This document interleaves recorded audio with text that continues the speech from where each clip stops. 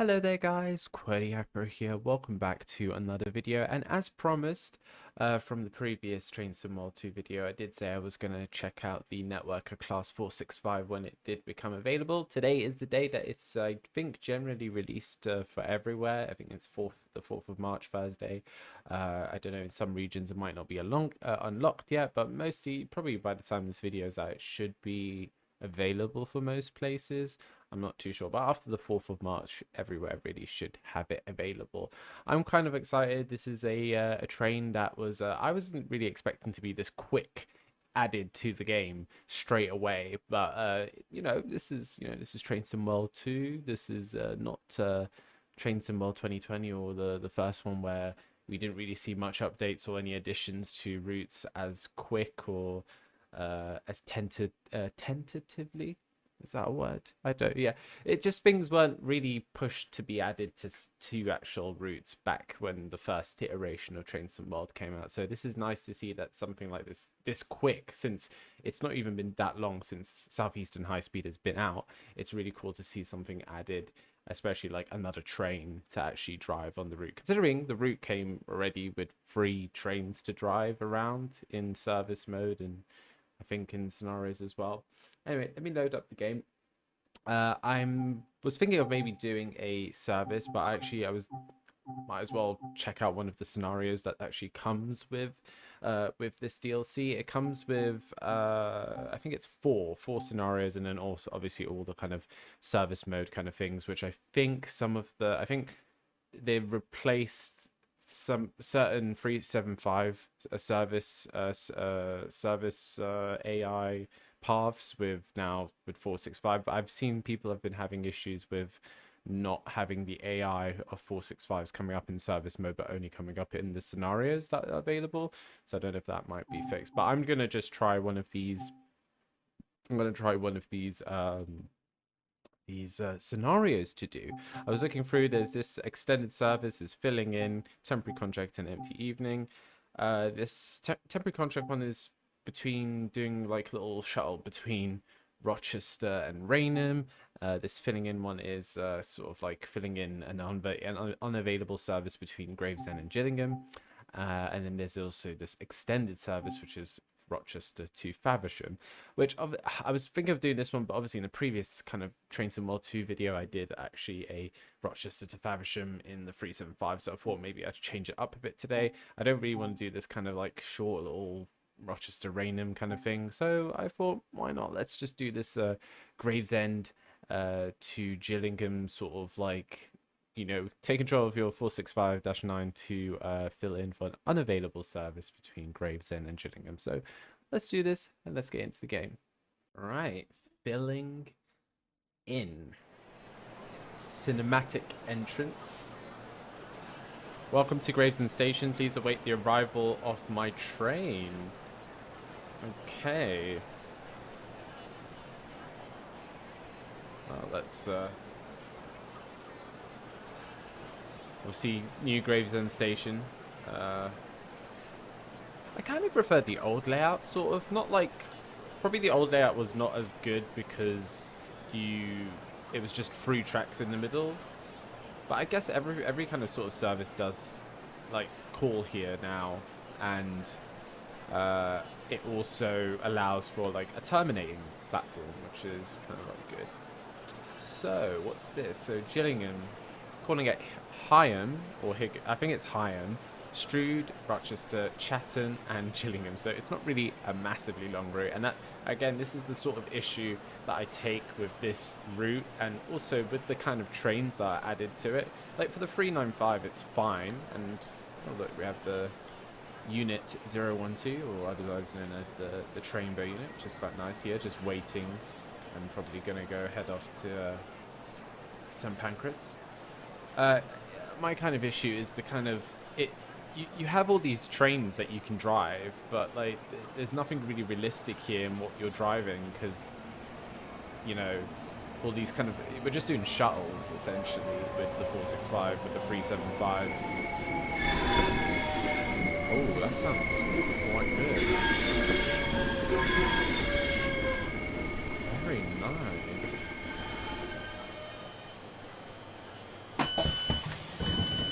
Very nice. Do you like the sound of that? Get on board here, have a look. So this is the -9 variant, and I think this is the variant that they tend to use on like longer distance stuff, like to Tunbridge Wells, and even sometimes down to like Dover. Oh, that's quite nice. Door opening animation there. That's the kind of thing that I kind of understand what the -9s are used for. They're the kind of more longer distance networkers that they use on longer distance parts, while all the other kind of subclasses are more kind of like metro orientated. Like this one obviously has like right here first class as well, even though it's not really, is this really a first class? It's just slightly better seats, and I don't know, but you know. Oh, and that audio is a bit anyway, let's get into this cab. Wow, that audio really just right, let's close this door. Now obviously networker cab, very reminiscent to kind of the other sort of networker kind of things, like the 166, 165, kind of same sort of kind of position here. It feels a little bit different though. It feels a little bit, I feel like I'm sat up a little higher than what I kind of remembered in driving the 165, 166 on the Great Western Express. But yeah, let's get that key in. Let's get the reverser to, let's get it to neutral for now. One thing I want to do, wherever this, just want to, I don't even know if there's in the options, if there's a thing to just have AWS on all the time. Let me just find where AWS is. Ah, it's up here. I see. Okay. There we go. Cancel that. Emergency bypass normal. Okay, yeah, that's fine. We don't need to fiddle around with that. DSD we can put to normal. Vigilance is normal. Traction isolation, we don't want to do that. We don't want to isolate the powers in this first car because we're only a single unit, and if we did that, we would only have half the amount of power, and I don't really want to see a 4.6. Are you guys waiting for me or something like that? You can go talk to station staff. But yeah, we really wouldn't want to do that because there's a DRA set. Okay, we could take that off. You wouldn't want to do that. Half powered, like single unit, is not fun to drive. It's very, very slow. But let's get the doors. Is everything else set up? Tail lights are off. Daytime running lights, perfect. Yeah, let's get that closed. Hear those door animation sounds. Very nice. The model looks solid, in my opinion. Looks like a networker. Right. Flap that in forward. And let's get going. And they, in the previous video, I was like wondering what sounds they were going to use, but they're actually using the Brel. I think these are the Brel units with the Alstom traction packages, I think. I'm not sure. Someone will let me know in the thing. I know the ones, the networkers that still sound like, you know, original sounding ones, those are the ones with Alstom traction motor packages, and the ones that are all updated to like the new Hitachi ones, or the Hitachi motors. And I think one way you can actually see visually this outside is it's normally the driving motor car. The under panels, which right now on this train you can see it has all the under plate, the panels that, like, I don't know what they're called. It covers up the traction equipment and stuff like that. On like one that's not been upgraded to the Hitachi ones, you can still see the kind of, it's flush with the train's body, while with the ones that have been updated, to the Hitachi ones, it's all like bare and exposed now. Anyway, while we're out here, we could have a little...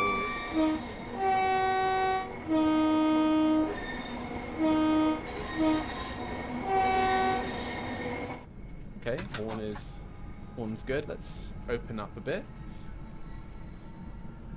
One thing as well is down here you can actually see what in the Armstrong Powerhouse 465 enchantment pack that you can get for Train Sim 1.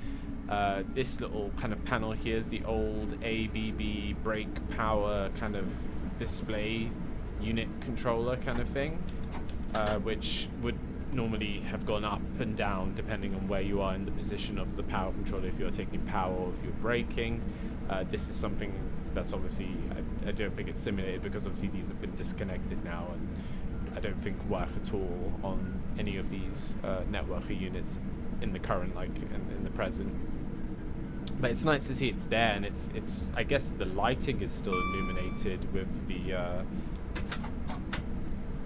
in the circuitry of the train. But it's nice to see that. I like the speed set has a cup or some sort of lid on top, which is kind of nice to see. Generally the detail in this cab is really nice. Definitely feels old as well, because these networkers are definitely and I think we're nearer to our speed limit here. These of course have like a maximum speed limit of 75. They're not fast units. Their AC counterpart, the 365s, obviously can go a little bit faster, rated at 100 miles per hour, because obviously they have AC traction motor packages. But yeah, these are nice trains. I think I've been, I don't even know if I can't remember that far back in my history. I don't even know if I've ever been on these type of trains. I think I might have.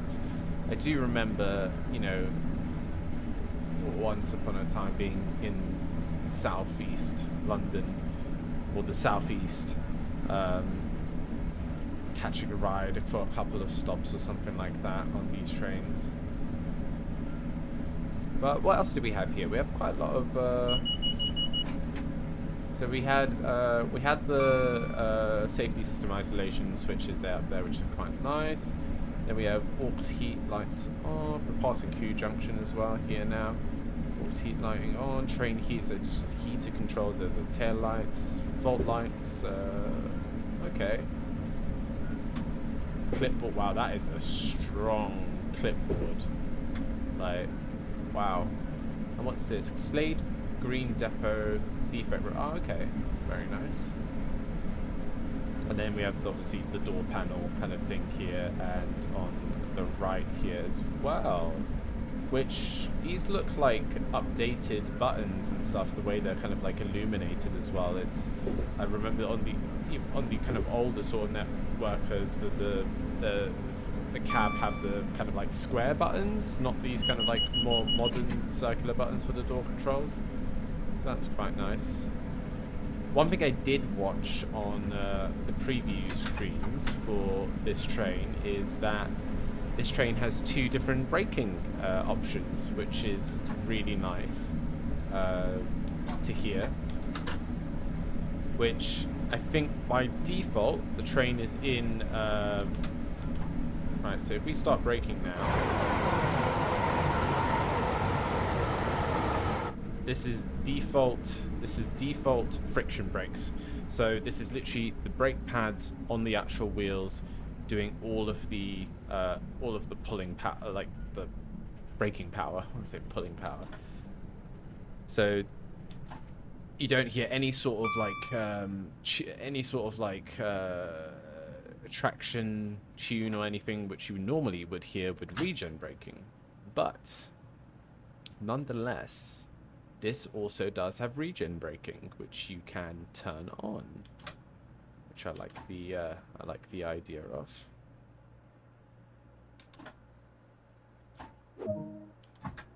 Actually, that stops really, really nice. So we have SDO, door release. Okay. So front door release, rear door release. I wonder what that kind of, if that actually does any sort of kind of like difference. I don't know. Nice little signal bell there, nicely simulated. Very nice. Let's...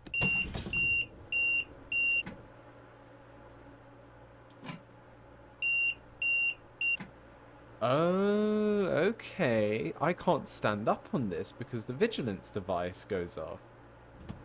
Ah. Interesting. Very interesting. It's a bit different. I've seen people say about the PIS display board. It's not like the text like on these trains is so huge and like, you know, pretty significant. You can see it from a mile off. But yeah, this is it's a bit lackluster. It's a bit small. Anyway, let's do a little external departure. Let's get the doors closed.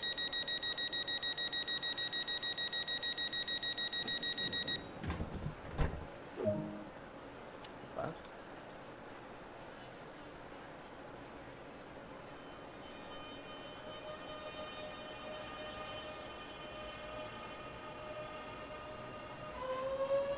Not bad. Could this potentially be one of the best train DLCs that they've added to this game? Oh, whoa. Hello. Oh, we're going to have to sort that out at the next station. The tail lights are not on. What's up with that? Yeah, we'll sort that out at Strood.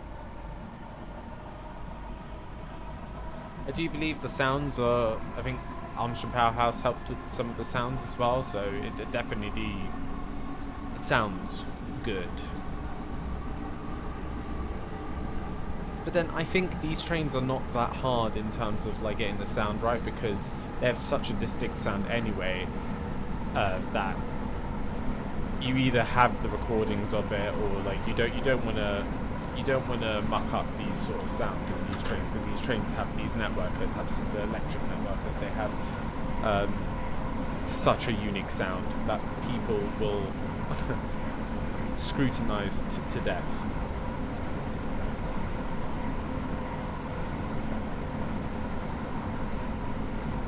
But I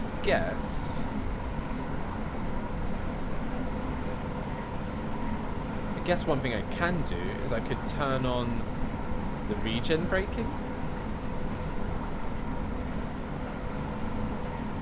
And now you'll be able to hear the motors once I activate the brakes. So you can hear like the full tunage of this train.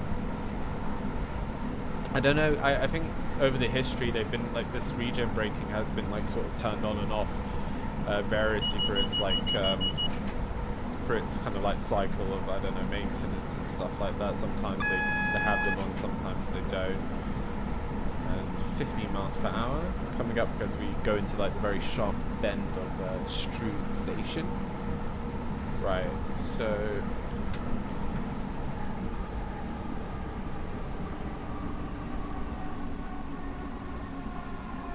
yeah, you can hear, yeah.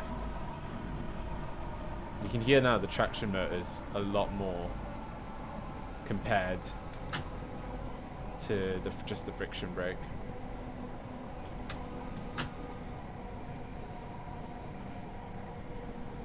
And I guess it saves on energy as well, and it saves on wear and tear of the actual friction pads and the actual brake pads and the actual wheel, the wheel discs, brake discs on the wheel.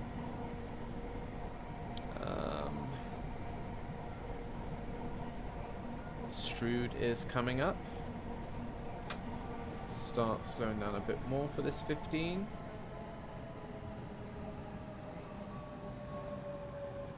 Brakes are nice. They're not amazing, but they're not like really bad.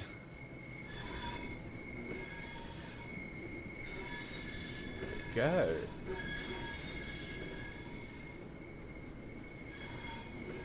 Oh, well, I like that. All this sort of like detail, southeastern kind of like official notices and stuff like that. Of course, because all of this is like, it really like a licensed product just make the kind of like immersion and stuff in these sort of like in this game so good. And I guess with Train Sim Multi, I feel that they might want to try and, well, even with Train Sim, they did try to stick with only getting kind of like licensed material and stuff.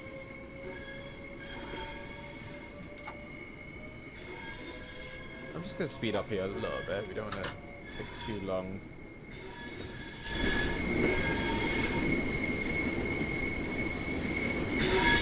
A lot of flanging around here.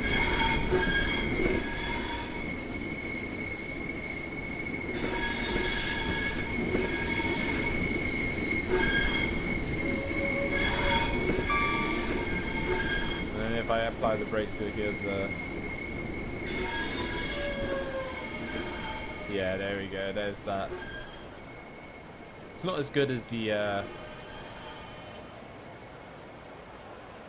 just a little more.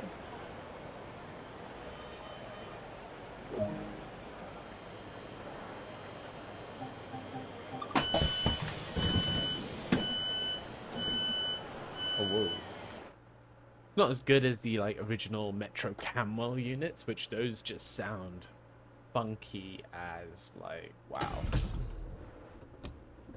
Right, let's get that. If I just turn off, was it the vigilance?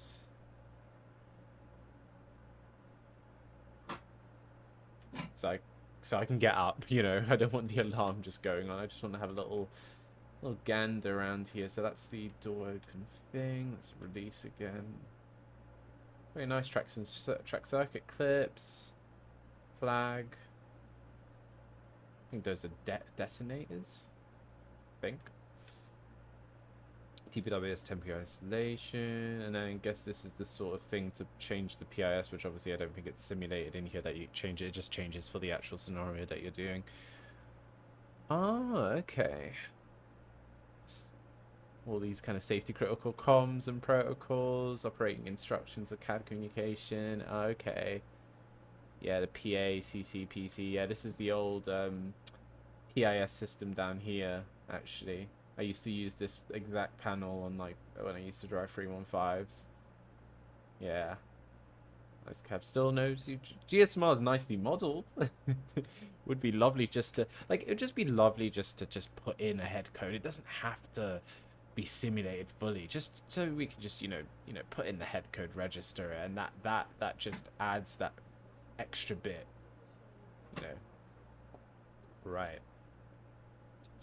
We got the junction 1 there. I think if you carry along here, where do you go? Do you go to like Maidstone West if you carry on straight here and don't go left to Rochester? Again, I'm not too knowledgeable with like the southeastern sort of mainline network, so someone let me know. I think if you carry on straight, you go to Maidstone West, I think. I'm sure someone will let me know in the comments. One thing I did actually forget to do at Strood was to I forgot to go back and change the tail lights. So that's something I have to do at Rochester.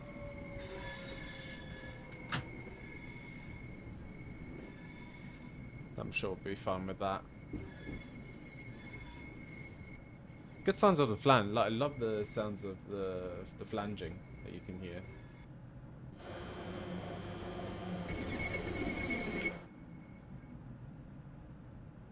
And this... Oh, this thing is actually a speed set. I actually thought this was I thought this was I thought it was like a cap or something covering the speed set, because on most units now, the speed sets are like if trains that did actually have speed sets at one time, they've all been kind of sort of like disabled or covered over. So I was a bit surprised that this actually it actually works. So you can okay. Oh, so you can do it in increments of 5 miles per hour. I see. Okay, very nice. Might have to use that. Right, Rochester.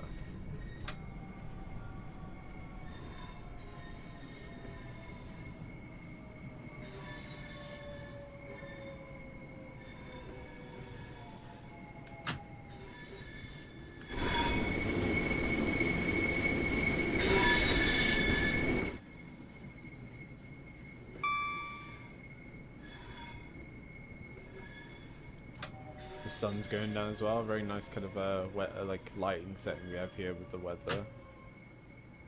Right. Still have the regen breaking on.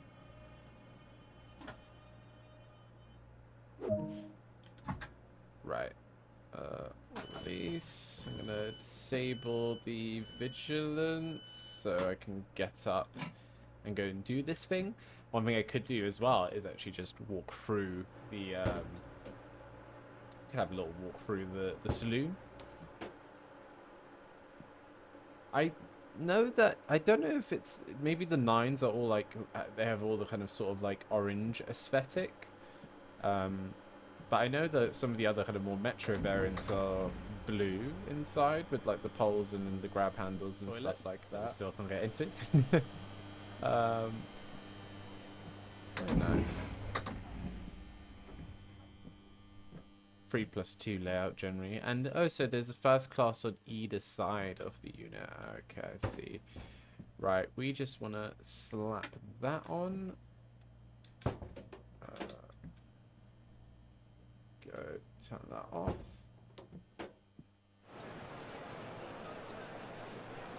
There we go. That's better. Yeah, sometimes when like these rolling start scenarios in this game, it turns off the train, like all of the lights and stuff like that. Annoyingly. Get that back on.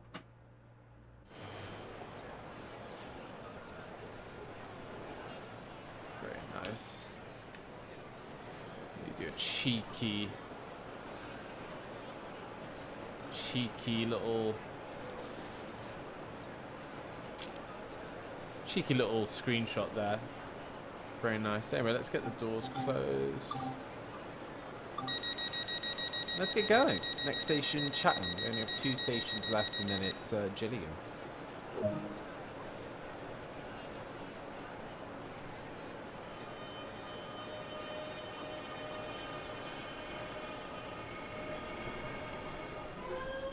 I have to say, I'm quite liking this DLC. This is probably the best train DLC I think for this game, or like in this Unreal Engine sort of version of Train Sim. Definitely. It's just a shame we don't have this sort of like the areas to be able to drive and simulate sort of like what these units do in service. So, you know, it is what it is, but it's nice. It's at least it gives this portion of the route like some variety in terms of what you're seeing now. You can see 375s, 465s, 395s, and even the odd 66 if it's there. So, can't really complain.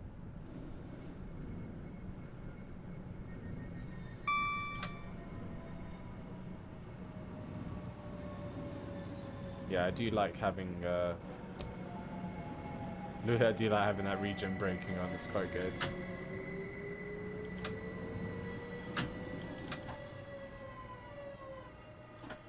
Yeah, that's good. Alright, all of these. Slap that on so I can.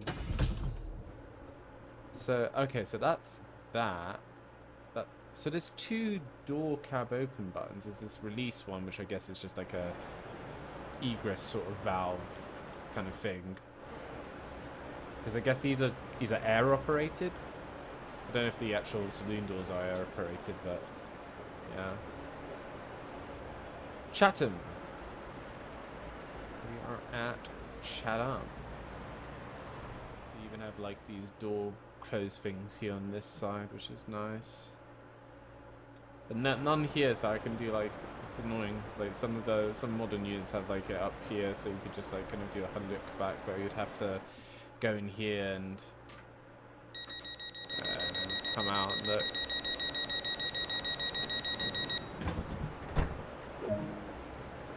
Sweet. Oh, so that's just a release handle. Okay. And there we go. Slap that back on, and I think we do a return trip to back to Gravesend.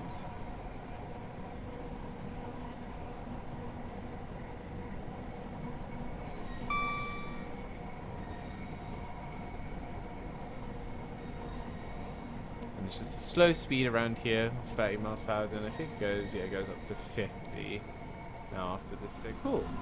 But tell me guys what you think down below. What do you think of this DLC? Do you have the DLC? What do you think of it? Are you maybe contemplating on getting it and not sure about it?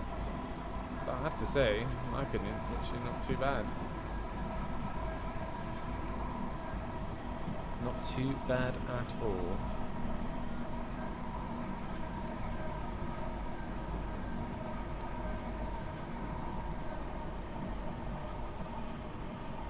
Right, single yellow with a junction indicator 5.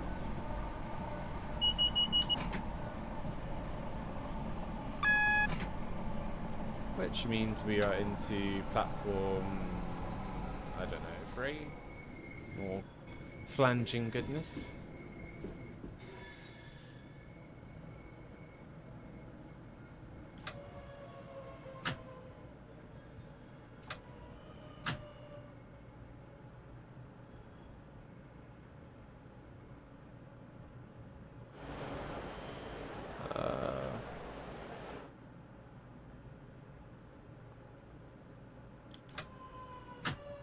Is there no 4 marker?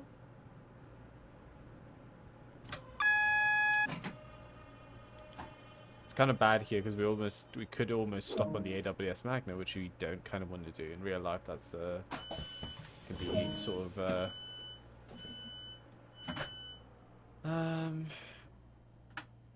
let's get that off. Let's get those on. Whoa, what? Thank you. Turn off the cab. Master key off. Perfect.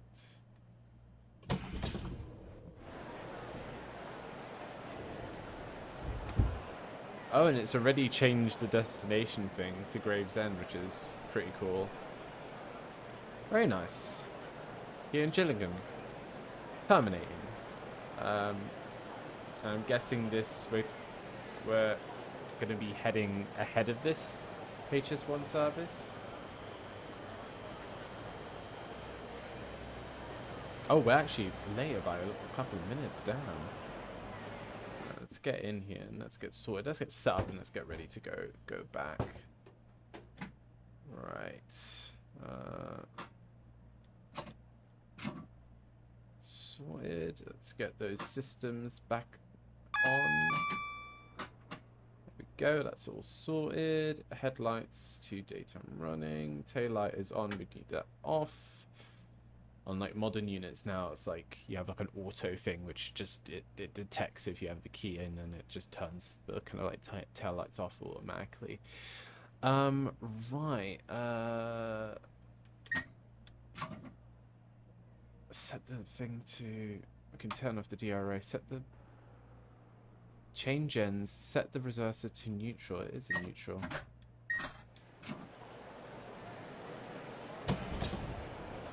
What are we dealing with here?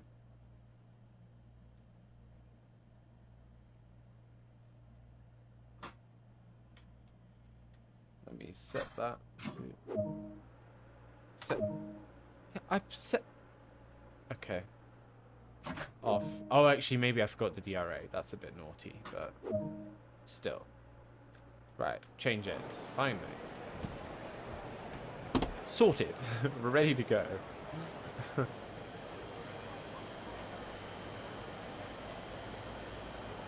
Bit unfortunate that, but we cycled through all of that, and we should be ready to get going. I think I've done everything now in terms of. There you go, close. Cool, and we should just be able to close the doors. We can take off the DRA now because we do have a green signal. And ready to go. It's literally telling me everything to do. And it accelerates actually pretty fast.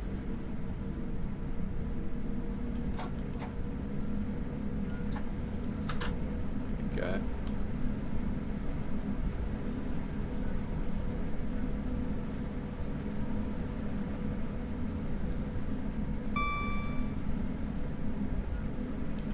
Alright, I'm going to slap it a bit more brake one so we can just cut off 10 miles per hour for this 15 miles per hour speed limit that I've just let you pass. And there's a little distinct, there's a little bit, I don't know if you guys can hear it, there's a little kind of rattling, which is quite nice to hear.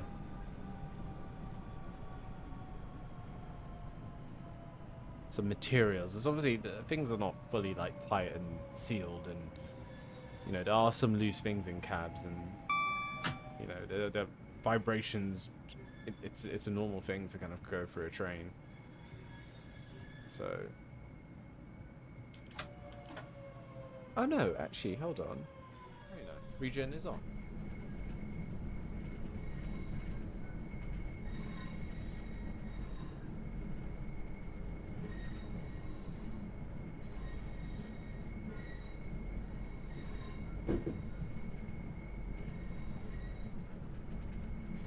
So in the middle platform here for Old Rochester. Speeding a bit. It's fine.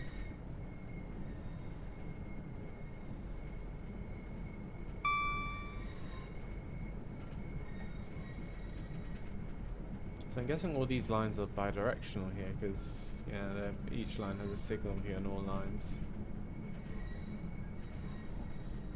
To be honest, it's pretty useful having like a nice little bit of 4-track like this to spread out services if you need to in disruption.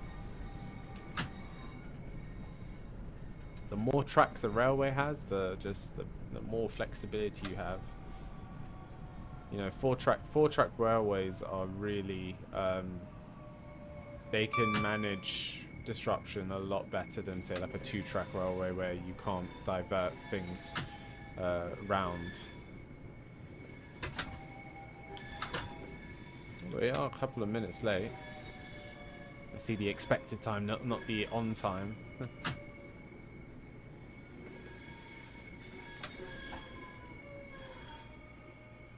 Right. Oh, that is solid.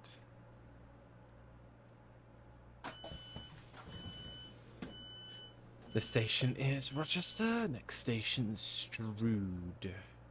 Next station, Strood. What do we have up here? Ah, fan. Vent cool. Okay, so there is air conditioning in this. But I don't hear anything in terms of the fans. It's not really doing anything. I've turned it on. I don't think there's any sort of sound. Nah, there's just switches that you can play with. That's fine, I guess, if there's switches. There's the TPWS panel up here to temporary isolate. To override. No, not to. The temporary isolation one's here, and then this one is the to override if you need to pass the signal at danger. Graffiti hotline. Ah. So there's a. Must be a big thing, graffiti on the Southeastern network if the drivers have a direct graffiti hotline for the cleaners. Wow.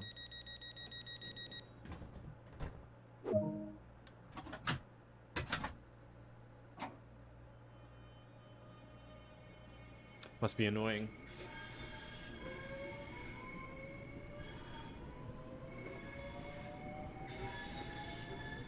Alright, can't go too fast here because we're again going across the Rochester Bridge, and then we're turning down into a steep gradient, into a descent into Strood.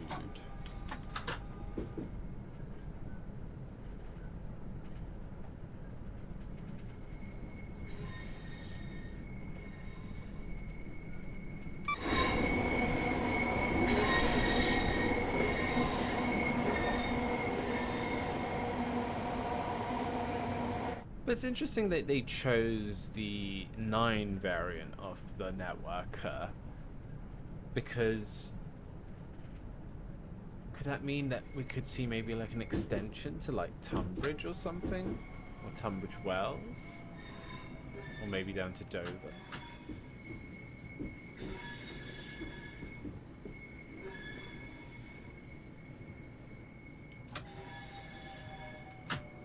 Right, is it really wanting me to go to the very end of the platform? Are you kidding me?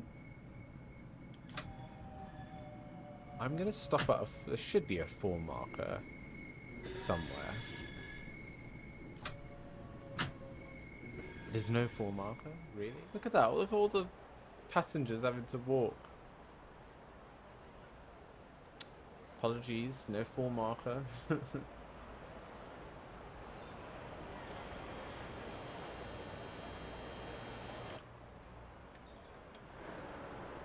Alright, are we ready to rock and roll?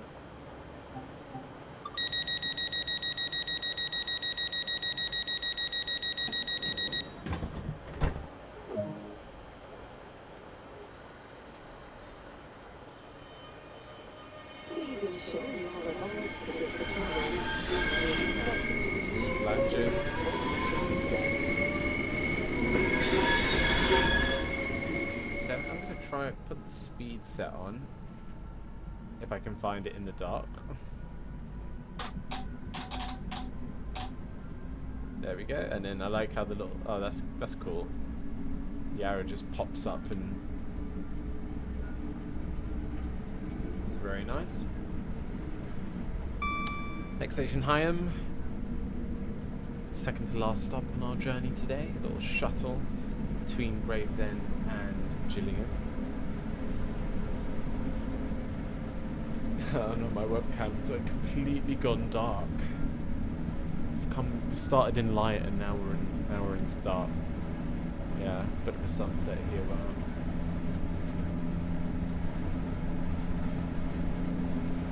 But yeah, I think I generally overall I really do like this. I think this is a really solid bit of a train DLC for Trains in One as well too, and I would recommend from the kind of exposure that I've had to this and playing around with it. Sounds good, looks good. It's nice to play around on this route, showing there isn't more of the route to drive around, but hopefully in the future there will be, so we'll be able to use this a lot better.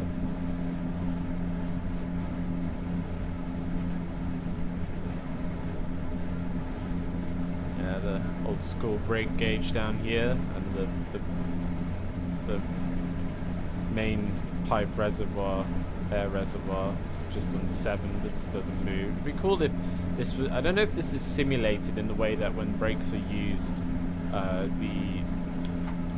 let's get braking here.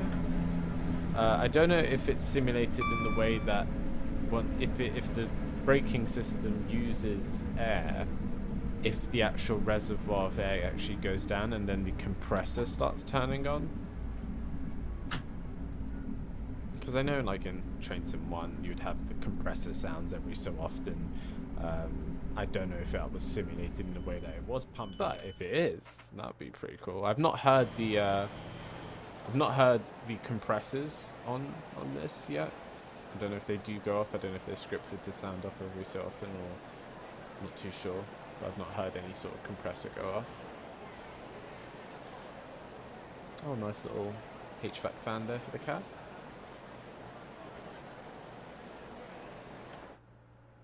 Right. One more stop to go, and I think this has been a great little first look at the 465 networker. I'm pretty impressed. Is there a light for the cab somewhere? Or have I completely missed it? No, that's cab cab here. Nope, that doesn't work. Wipers, we don't need that. Don't know if there is a light somewhere. The only thing is the clipboard light.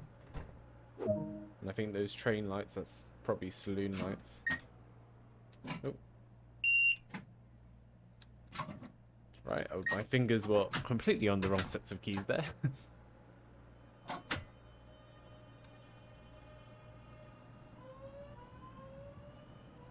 there a light switch? Maybe it's like staring me right in the face and I'm just completely blind. Past Who Junction on our final all return to Gravesend.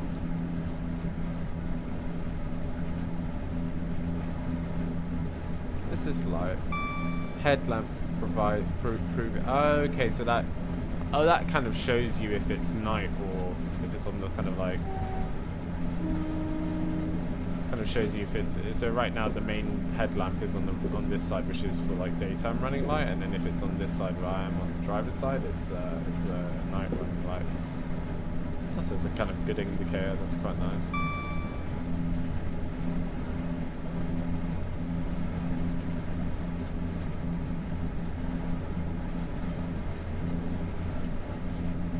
And that speed set is doing quite nice actually.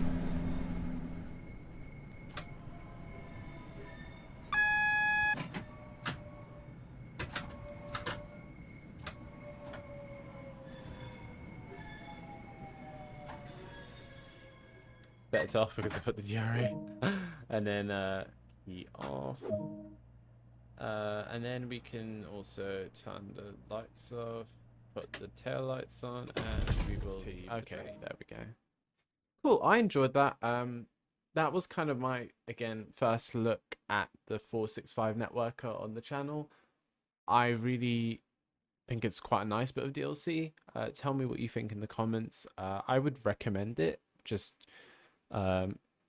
it's just I think it's modeled well. It sounds actually really good. It handles nice. It has the cool options of like turning off the friction brakes and putting on the dynamic braking. The cab's nice. The interior of the trains, it's a good variant I suppose they chose with doing the Dash 9s, and it's just the most kind of, I guess, original sort of networker out there still running about, compared to kind of the ones that have been retraction packaged and have the Hitachi sounds. And yeah, it's a nice, I think it's a nice addition to the route. Hopefully one day we'll get some more extensions so we can use the full capabilities of the 375 as well as this now with the 465 in the game. But other than that, I'm pretty content with it. I think it's not too bad. I'm pretty impressed with it. Guys, do take care. I shall see you in another video. Let me know what you want to see, if you have any suggestions, and be safe, take care. I'll see you in another video. Bye. We ain't never giving up, cause we ain't born for that. Gotta catch up fast, you do. Fast, you do. The ship is cruising, it's